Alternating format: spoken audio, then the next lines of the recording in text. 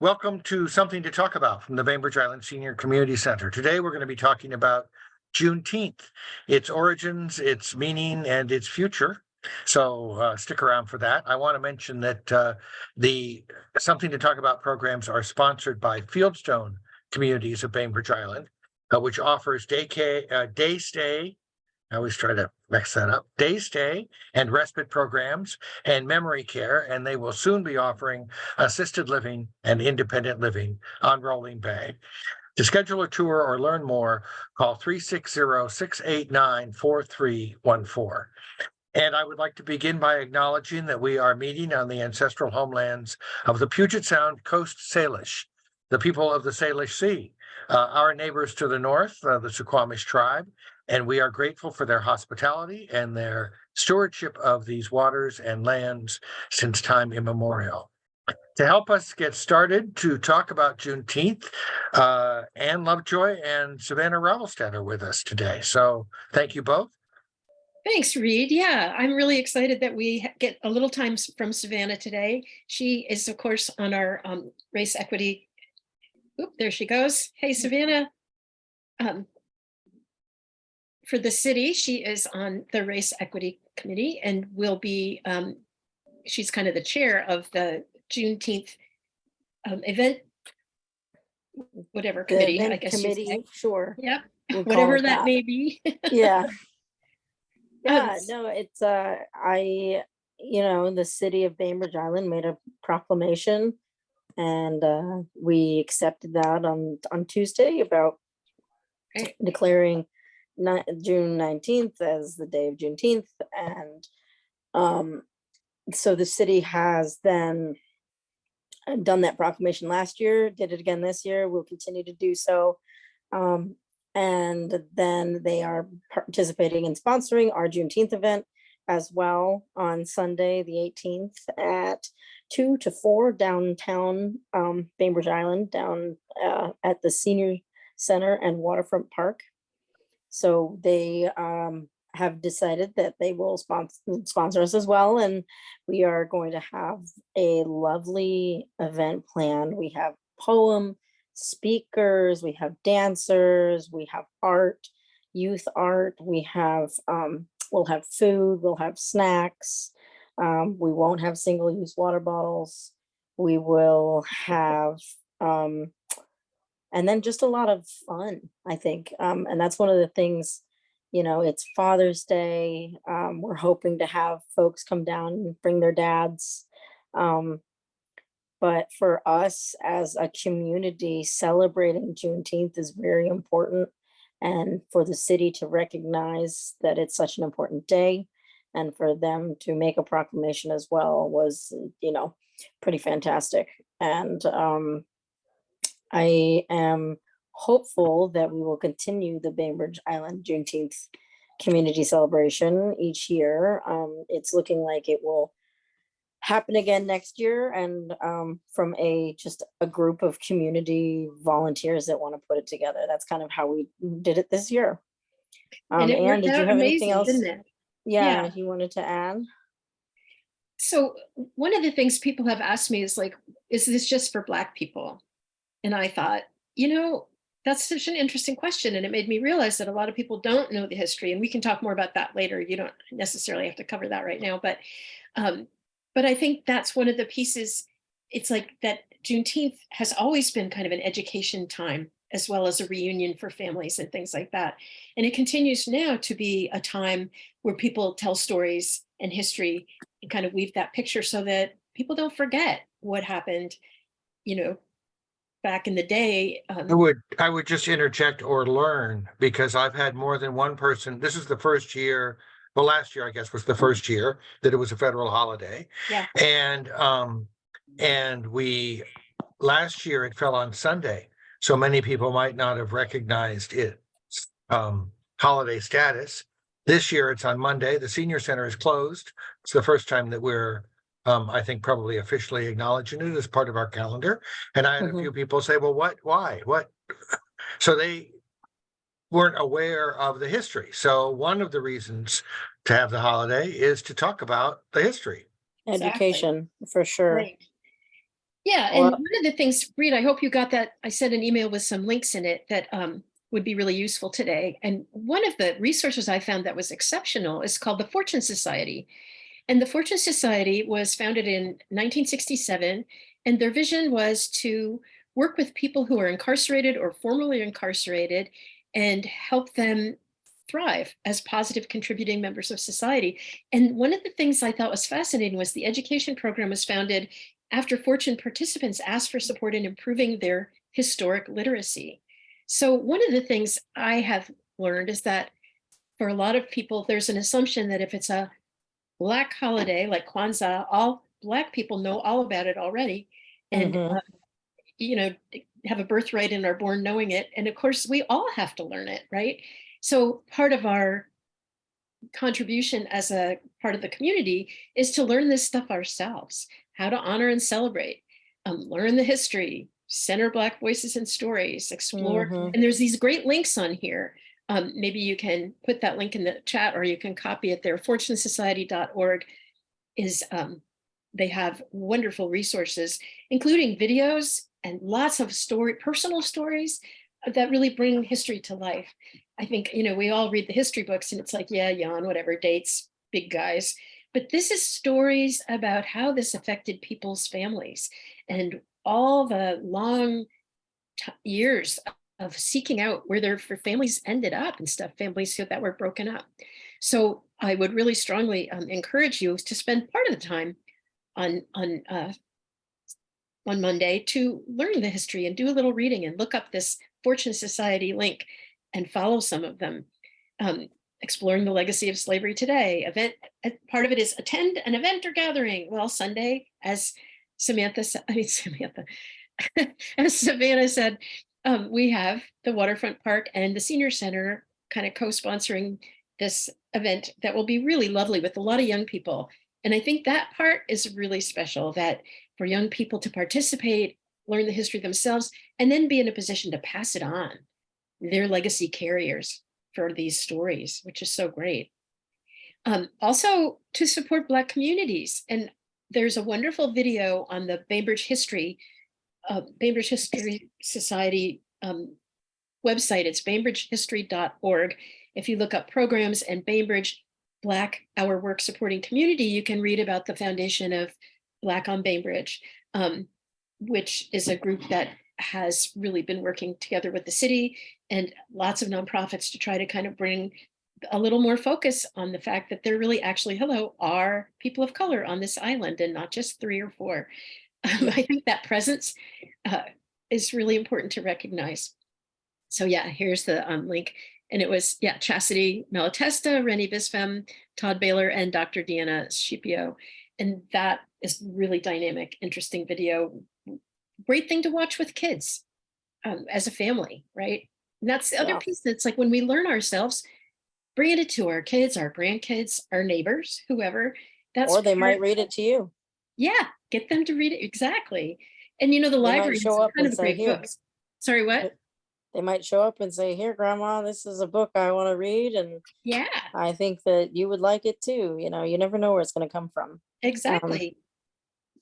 And I going, wrote, Elizabeth and I had this little thing that we said when I accepted the proclamation, and it might be give a little bit more of an understanding. This little, you know, this so Juneteenth, this occasion holds great significance for us as a day that celebrates freedom, unity, and the resilience of Black communities throughout history. Juneteenth provides us with a vital opportunity to educate one another about the significance of this day. It serves as a poignant reminder of the progress we have made in our ongoing struggle for equality and of the work that lies ahead. We strive to create a community that embodies the principles of freedom, understanding, and respect. Providing our community with an opportunity to celebrate Juneteenth is an important part of that vision. great, thank you. Yeah, Juneteenth marks our country's, some people call it our second Independence Day. And, as Reed pointed out, on June 17th in 2021, President Biden signed the June 19th National Independence Day Act, which officially made Juneteenth a federal holiday. And it's the first holiday to be approved, the first federal holiday, new one, since Ronald Reagan signed the bill that approved Martin Luther King Jr. Day in 1983 as a federal holiday. And though for a long, long time, Juneteenth has been celebrated widely in the African-American community, and not just in the United States, but abroad as well in other countries. But it's a really amazing, huge, important event that remains really for a lot of Americans completely unknown. So what's it really about? So it starts with June 19th in 1865 was the day that the last enslaved people in the United States learned about their freedom.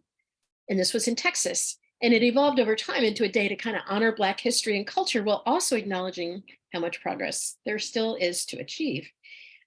For context, in 1863, during the American Civil War, President Abraham Lincoln issued the Emancipation Proclamation, which declared that more than 3 million enslaved people living in the Confederate States were now free. Well, not everybody, most of us know about that, if only kind of vaguely.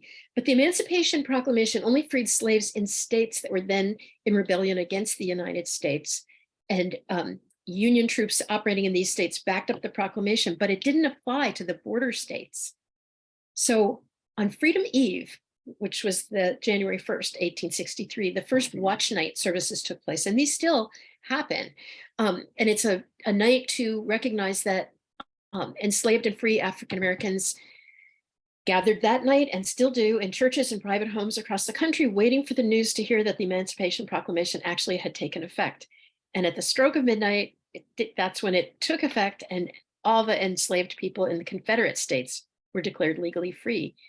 And then the Union soldiers started going around into plantations and across cities in the South, reading little copies of this proclamation, putting them up and spreading the news. However, it didn't really change things for everybody until the 13th Amendment passed in 1865. That ended emancipation, that brought emancipation and ended slavery throughout the entire United States. It couldn't be implemented in places still under Confederate control. So as a result, in the westmost Confederate state of Texas, enslaved people were not free until a lot later. Freedom finally came on June 19th, 1865, when about 2,000 Union troops arrived in Galveston Bay, Texas, announcing that more than 250,000 enslaved Black people in the state of Texas were now free by executive decree. And that day became known as Juneteenth. And I've heard this story so many times from Akuye Vargas, who talked a lot about how the first thing that happened was that formerly enslaved people immediately tried to get together with their families, because part of the whole slavery system was to break families up, sell people down the river, up the river, break them up so that they didn't have the power of the family. And one of the things that was really important was that those picnics were not just joyful celebrations, they were time to connect, get together with people, hear, hey, have you seen so-and-so? Do you know where somebody went? Do you know anything about my kids, my husband, my child, my dad? And exchange information so that finding out where to look for these long lost relatives and partners, and then joyfully reforming family groups that had deliberately been broken by slave owners. So that role of like creating places to seek information about lost loved ones, finding traces where they might be found, that was one of the very beginning, really critical points about what Juneteenth was all about. And it looks like Savannah has had to leave because the children woke up from their nap. But the other thing that I thought was really interesting was that when the soldiers came to Galveston, they brought some general orders. And one of them, General Order Number 3, said, the people of Texas are informed that in accordance with the proclamation from the executive of the United States, all slaves are free. This involves an absolute equality of personal rights and rights of property between former masters and slaves. And the connection heretofore existing between them becomes that between employer and hired hand. Nice, that sounds really good. But the next part says that newly freed people should remain with their past owners because the freedmen are advised to remain quietly at their present homes and work for wages. They are informed they will not be allowed to collect at military posts and they will not be supported in idleness, neither there nor elsewhere. Wow. Right there. Boom, right?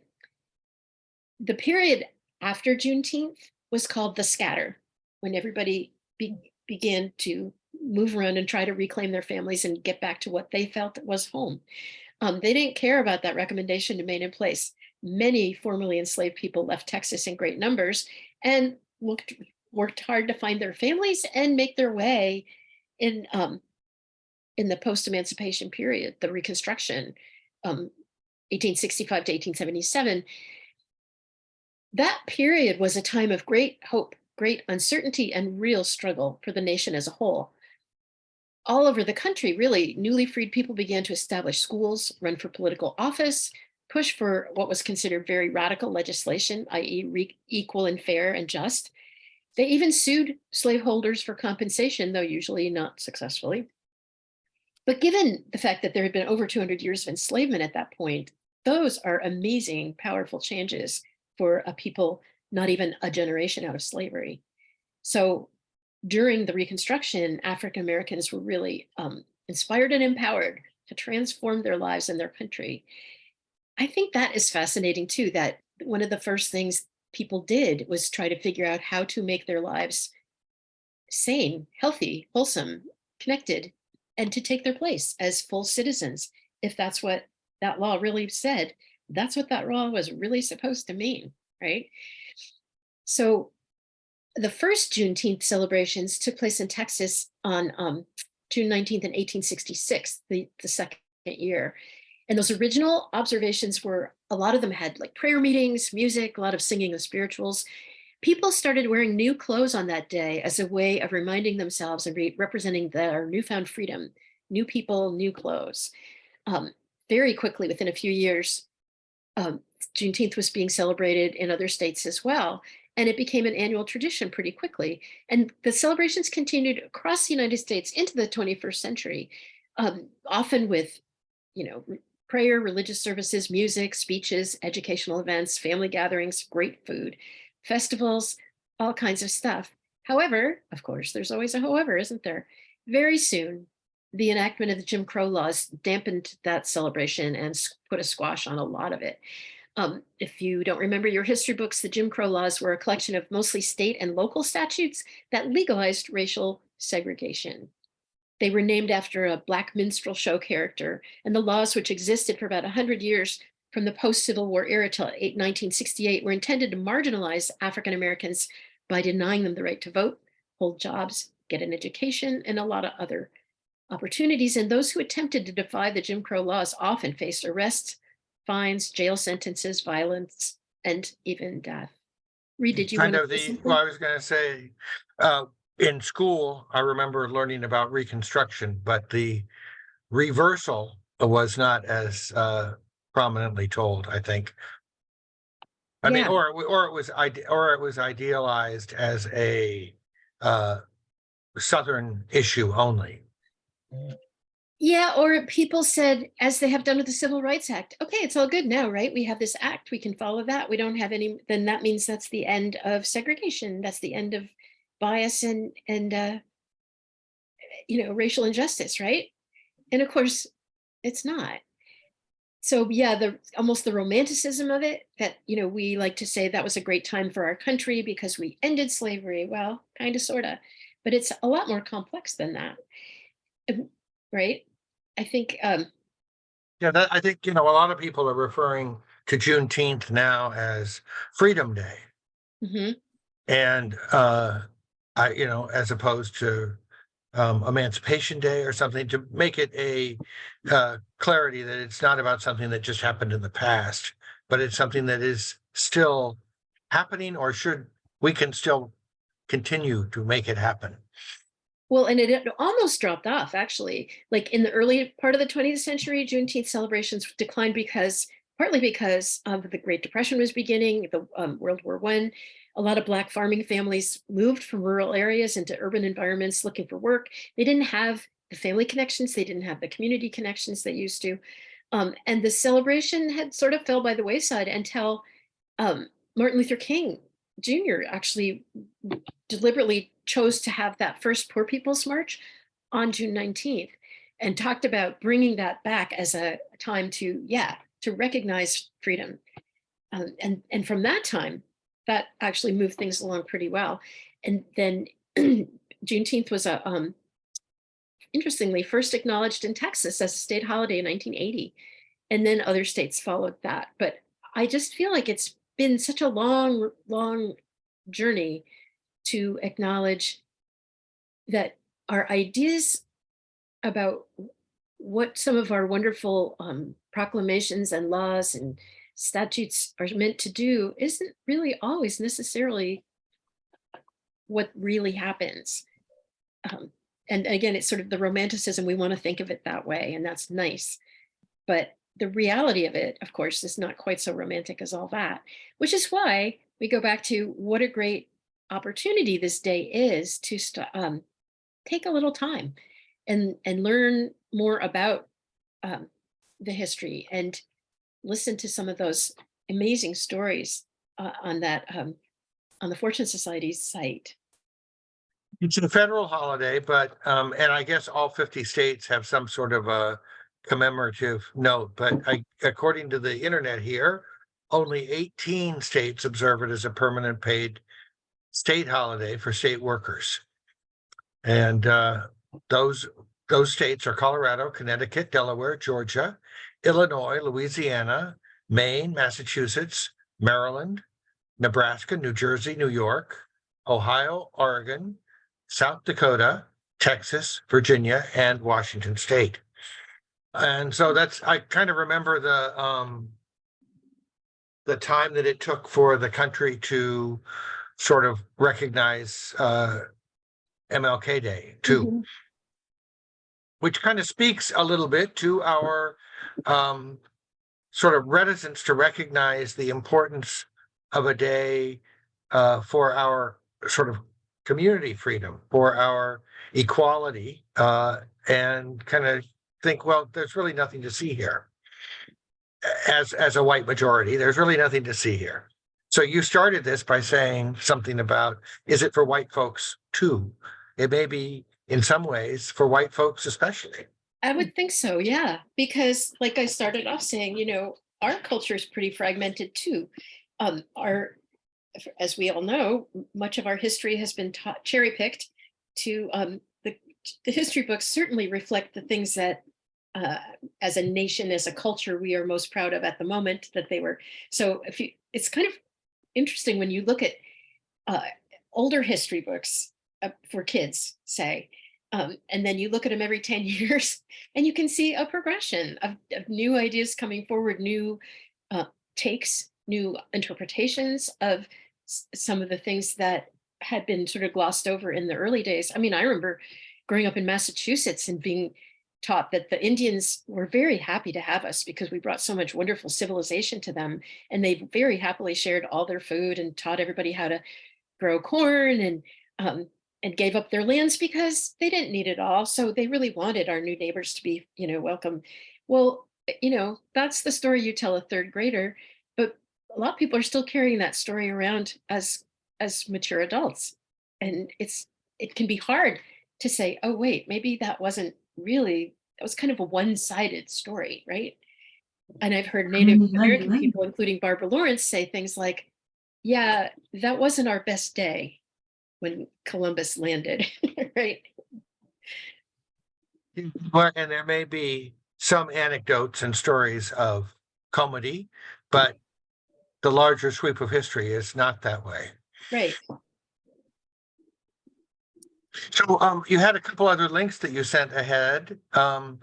You maybe are suggesting that one thing that people might want to do is read Frederick Douglass's speech. Yeah. And that when we did our book group a little in March, we looked at Stamped uh, at, as a group, and there was a number of references to this speech that Frederick Douglass made.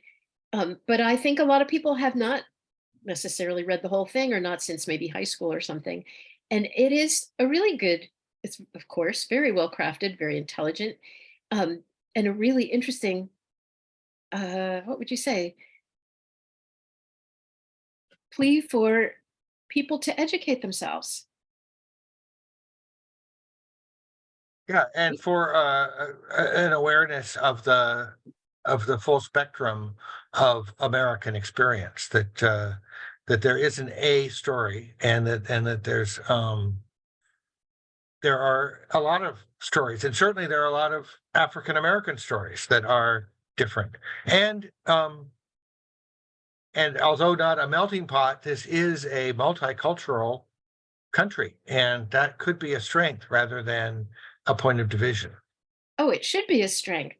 As a plant person, I know that hybrid plants have much more vigor. They talk all the time about hybrid vigor, right? That any single strain can become weak and inbred, and that all its flaws and faults get magnified the less it crosses out, right? You have only to look historically at certain like royal houses and to see that how when they only intermarried amongst themselves for a long time, there is a lot of stuff that started happening because they needed fresh blood, right? They needed new genetic material to get in there. And in a way, we need new cultural DNA too, to open our stories, right? Have a fuller, and there's stronger stories, and we are stronger people if we encompass so many more stories, right? It may feel daunting when I, give these whole huge amounts of things you could do on this day, but if you think about it as an ongoing thing that's going to happen every year, pick one piece a year. One year you focus on personal stories. One year you focus on historical overviews. One year you focus on what slavery is actually still going on today. But pick each of these topics. And I love the idea of doing it as a family, as intergenerational. Like Savannah said, your kids might surprise you and come up with stuff. Your grandkids might surprise you and say, "Oh yeah, Granny, we learned this in school," which I think is just awesome. And welcome those conversations about uh, that it that there's always more to know and learn, and we don't necessarily have set in concrete whatever we think the facts are about anything, let alone something like the end of slavery, right? This topic, just to be completely honest, this topic, racism in general, it's surprisingly tapped into something inside me personally that it's hard for me to wrap my brain around it and form my own thoughts on how I feel about it, because it's not making sense about my emotions of today with this topic on the forefront than it was just a year ago or 5 years ago or 10 years ago. I'm looking at this whole topic differently now, and it's hard for me to form my thoughts wearing my shoes and knowing my history with my family. I think we all kind of need to have that time to kind of think things over, and it's always salutary to review, like, why do I think what I think? Why do I believe what I believe? Why do I think the way I think? And kind of look back and trace it back and say, when did I first learn that? Or whose voice is in my head saying this or that? Is it a third grade teacher? Is it a parent? Is it this favorite book you had? But kind of figuring out, are we going to carry the same set of beliefs for our whole lives? Or are we still learning and still growing and still stretching? And you're right, Lena, the last few years have been extremely rich. And a lot of us have learned a lot, um, have had many long and sometimes painful lessons to absorb. And it does take a while to absorb them. So, and that's why I'm saying, this isn't something you do one and done, but it's something that we're going to be spending a lot of time with for years to come, to sort of sort out what's the legacy of our cultural assumptions about the end of slavery or about emancipation, and how does that affect us today? And look at Savannah being on the race equity committee at the center senior excuse me, at the city, um, that having, so across the country we're seeing so many cities impose really unfortunate laws about more restrictions and about um, gerrymandering and overt racism in some cases. And I'm really, really excited and happy to know that our city is working hard to grow and stretch and encompass more. We just hired our first equity and inclusion personnel at the city. This is the city's first equity and inclusion manager. That's where I was trying to go. Anshu Wahi, this is awesome. into her biography. I mean, she's got an amazing list of accomplishments already and some of the things she's done. But so we'll be seeing her and hearing from her more. And part of her work is going to be to help us uncover places where our assumptions are maybe not the ones we wish they were. And our community is going to be leaning on her a bit for guidance for like, how do we stretch out? I mean, over the course of the last few years, as we've had a number of these as something to talk about programs that have looked at various aspects of racism or bias or bigotry or whatever, a lot of them have been about assumptions. And as Lena was saying, it takes a while to examine our assumptions. It takes a while to sit with them and see if they're still truthful for us, or if it might be time to have a little shakeup. It's always time for a little shakeup. I mean, I guess occasionally we have to let the roots grow, but it's good to move things around a little bit. I want to thank you, Anne, for taking the time to do the research on this and sharing with us the sort of larger context of Juneteenth, because I do think, as Savannah said at the opening, education is a big reason for the commemoration and the holiday. And I like your idea of not trying to take it all on. We have a few years now that it's an official holiday. Right.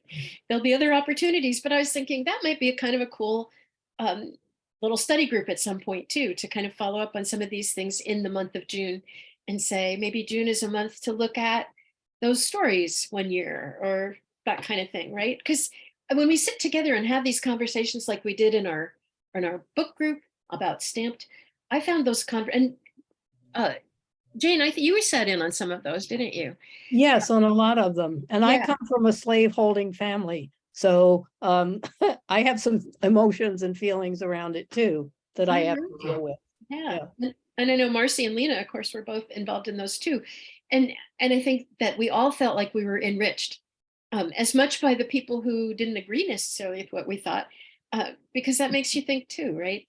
It makes us back off a little and go, oh, doesn't look like that to everybody. Huh. Right? Yeah, that's a good perspective when that happens.